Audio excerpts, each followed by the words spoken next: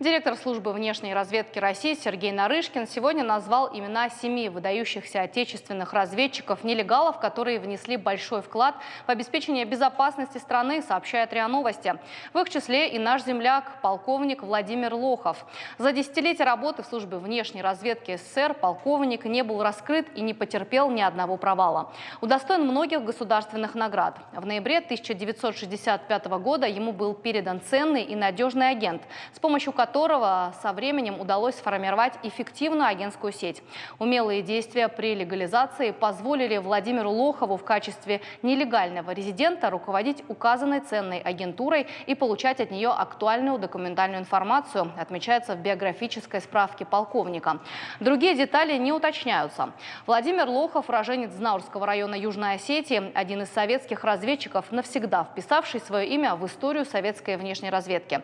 22 декабря 2019 года ему исполнилось бы 95 лет.